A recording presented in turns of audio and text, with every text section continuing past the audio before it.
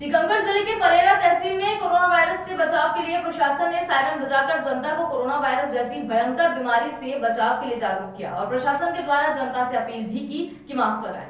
इसके साथ ही जो भी व्यक्ति मास्क नहीं लगाते हैं उनके ऊपर चालानी कार्रवाई करने की बात भी कही।